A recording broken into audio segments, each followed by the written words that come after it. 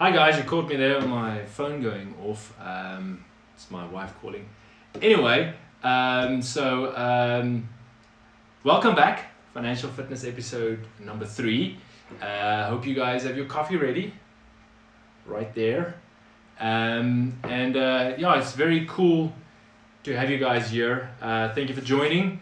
And remember, this is financial fitness. Okay, so it's focused on SME businesses. Just want to also get my phone killed there. I do apologize.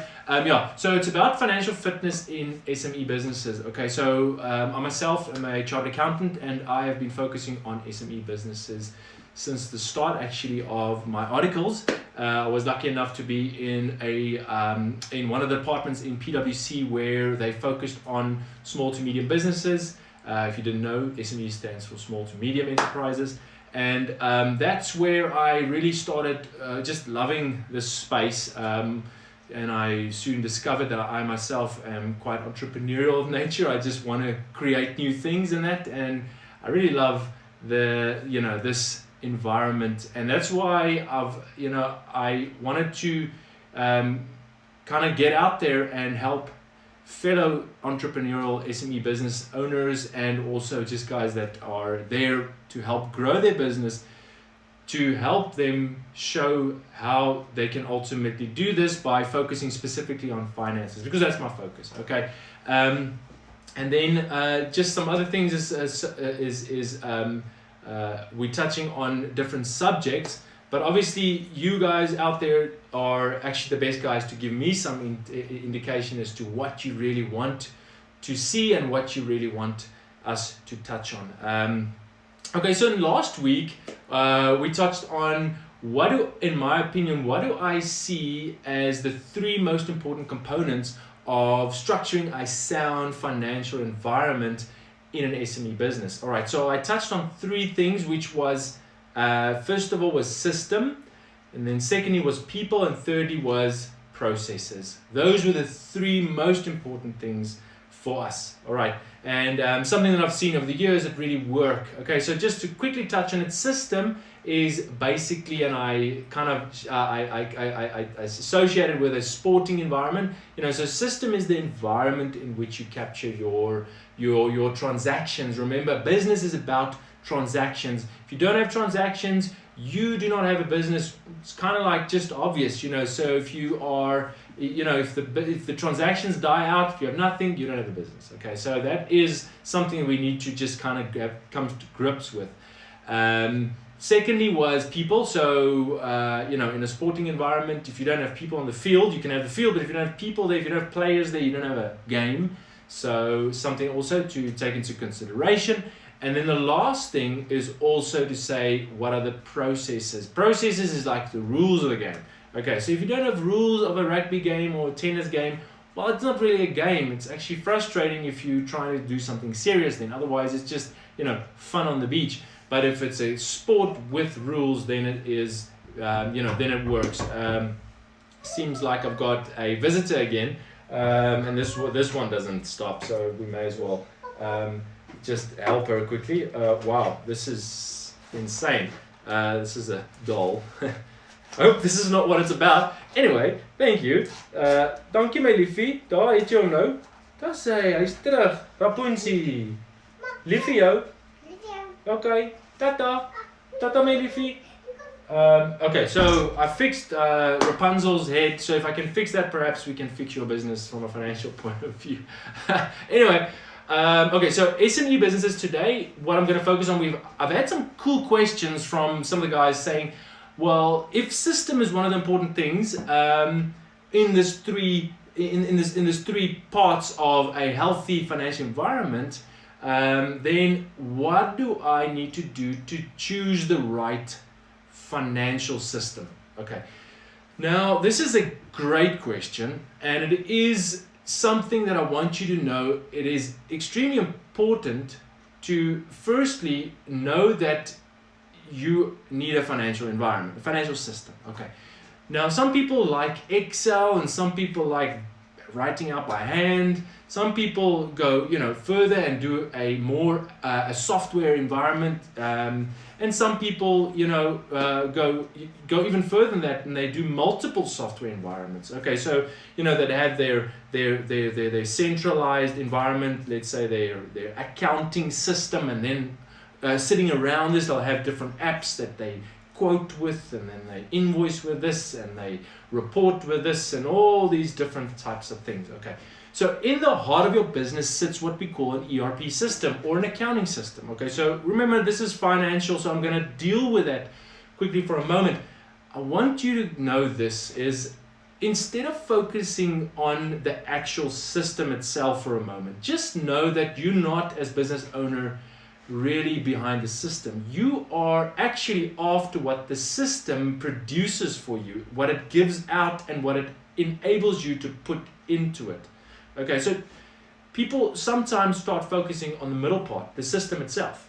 Now, I have a fitness business, and it's almost like focusing on the piece of equipment instead of the result. Now, steel is steel, whether you're going to have a pull-up bar or a piece of a dumbbell, or you're going to have a treadmill. Ultimately, it's dead if you don't use it and if you don't get the results out of it. So remember now, firstly, get yourself in a mind space to say, it's not so much about the name and the system, etc. It's actually what I get out of it. That's far more important than what you ultimately are going to start debating as to what's the right system, and this thing is cooler than that because this is in the cloud and this is here. Okay, just be comfortable with the fact that you need output from it. You need abilities to put into it. Okay, now I want you to to also think about that.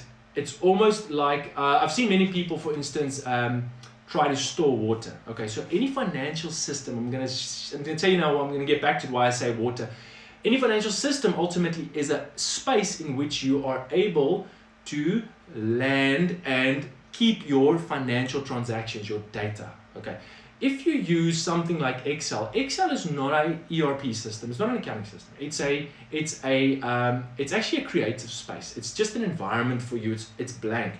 And if you're going to use that for a database environment, you're actually going to battle a lot because you're going to easily lose data.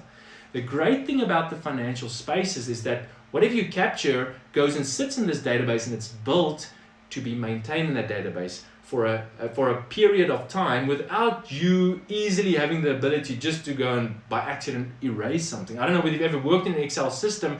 You've worked in the spreadsheet, it's got 1,000 lines, and then suddenly something is erased in the middle. There's no way for you to know that it's erased in the middle. I mean, it's just the reality. It's just the nature of the beast. This is not a database environment. So what we're talking about is a database environment.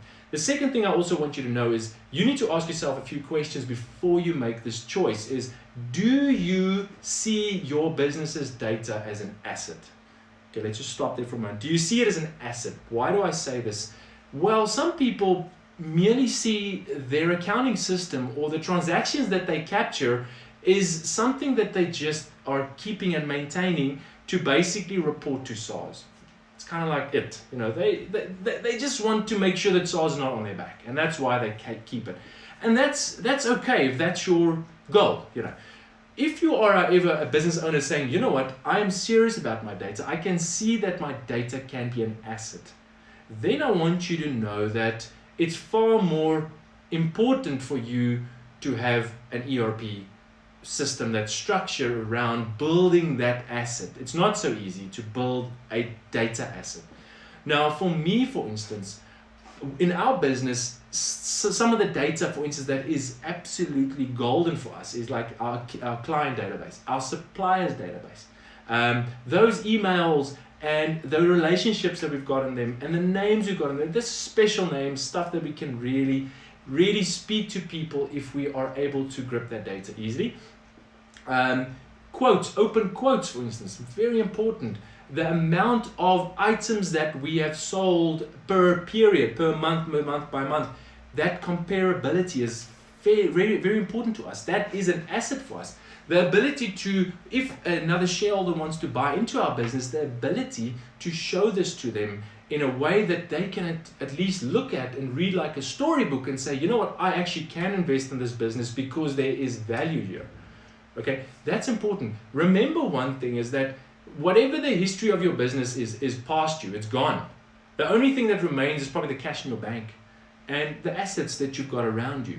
But the rest is gone, so you can't go really to a shareholder and say to him, hey, look at my revenue in the past, don't you want to invest in my business for the future? He says, no, but that's done. You've already spent that money. You know, maybe I'll pay you for the cash in your bank and I'll pay you for the assets, but you know, you can't really say that that retrospective revenue is a definite reflection of the future. Okay, so just know that when you are going to a shareholder, it's more than just the revenue of the past. Okay, you need to really look at you. So if you're serious about this business and its data is an asset, I want to make sure that you understand that it is important to have a proper ERP system. Okay, so now let's go through it. An accounting system, there are many of them, many. Okay, now it's almost like storing water. I've just said to you, an ERP system, an accounting software actually is a place to store your accounting data, transactions in a database. Okay, now let me ask you this. What is the best way to store water in your own garden? Okay, so I've seen people do JoJo tanks. I've seen people do, you know, different types of brands of tanks. Then I've seen people capture it where they say, well, we're actually going to dig a hole maybe and, you know, put it underground. Some people put it high up. Some people, you know, just put it on the ground. That's fine. Some people, you know, put it into their gardens. Some people say, no, I actually want to filter it into the house. The purpose of this, reason why I'm saying water is, it's your storage device is less important than what you actually want to get out of it. Remember that. So what do you want to get out of that water? Well, I want to water my garden. Okay, great. Now we need to store it in a place that's close to your garden. No, I actually wanted to, you know, for instance, just have for in case. What if I don't have water that day? What if? Okay, well then just put a tap on it. Then you have water that day. No, I actually want I want to go off the grid here. I don't want to be at all reliant on my municipality anymore. Well, that's a different kind of infrastructure. So just remember that it's what you want out of it. Okay, most accounting softwares can actually accommodate many SME businesses. So I'm going to name a few that you've got. You've got Pastel. You've got that's Express. That's a smaller one. You've got Pastel Partner, is a bigger one. You've got Sage One. You've got Zero. You've got Intuit. You've got Wave. All these different apps. There are many. Okay. Now the thing why many people come to us is, I want to tell you this, is that most people, they're happy with their system, but they battle to get good business intelligence out of it. And that is the essence of this discussion, is you must spend less time on worrying about your accounting system and more time about what you want out of it. And it's a lot of strat that needs to go into that. Because, for instance, let me ask you this, do you sell products? Do you sell items? If you're selling items, what is the item code of that item? And if you have an item code for it, are you able to say that this item code has got a naming convention that actually correlates with the rest of my items, so that when I do analytics on it, when I actually look at it from an algorithm point of view, that it actually makes sense for you to look at it and say, hey, I can see my products in a sensical way. You know, just to say, well, there's a accounting system can take 1,000 items. Well, yeah, it's garbage. It's, I mean, Excel can also take 1 million lines. Just to say, no, but this accounting software can do stock. Well, many of them can.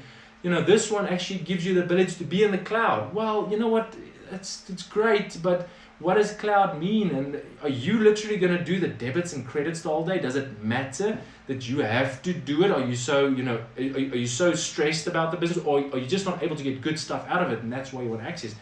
Many of the business owners actually, they think they want cloud because they aren't able to get, for instance, something out of the system.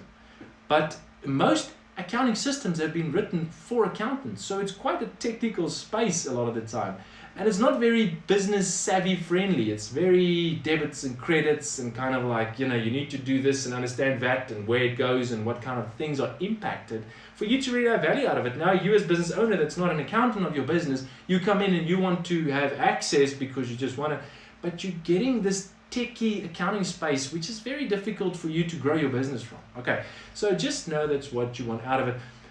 Now, I want to tell you a few things that when it comes to our choices, I'll share some of my choices why I, for instance, have selected pastel, and I stick to that. It's an old system. It's 30 years old. It actually was written in DOS days. Okay, so so it's old, but you know what? For me, my business and my data of my business is for me is golden, and for me, you know, to literally say, you as the software owner, you own my data in your cloud, is something that I'm not extremely comfortable with. I don't like giving my data away to another party where they just have, you know, the ability to ultimately block me from it if I don't pay my subscription, for instance.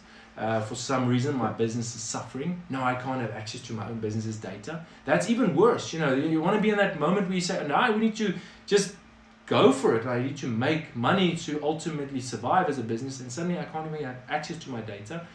I'm not very keen on. That's why, you know, pastel sitting on a computer in our environment where we can control that data is much better. Just remember this, that we still have tons of ways where we make it accessible to our whole team.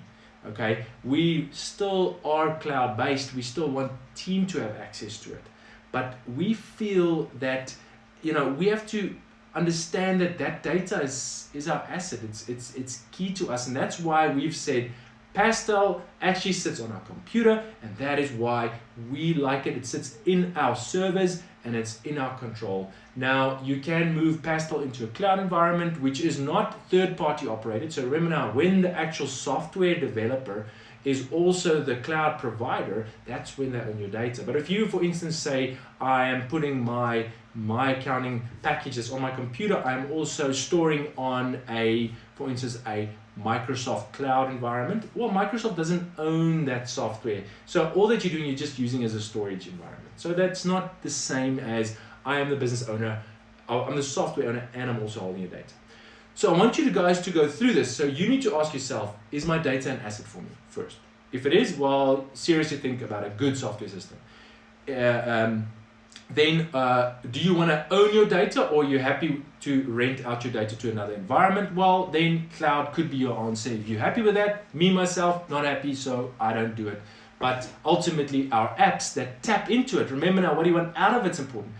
The apps that we use that ultimately integrate with our accounting system, they are all cloud-based. So now, me and my whole management team and my sales guys and everybody have access to that core data.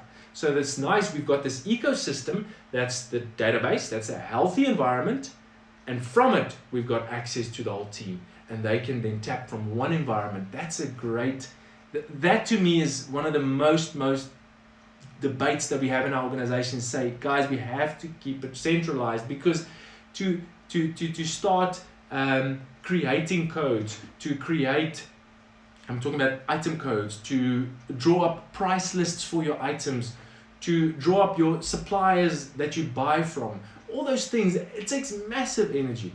So for me to have 4 environments that I need to update the whole time is for me, there's no way that our business can even have the resources to survive through that kind of admin.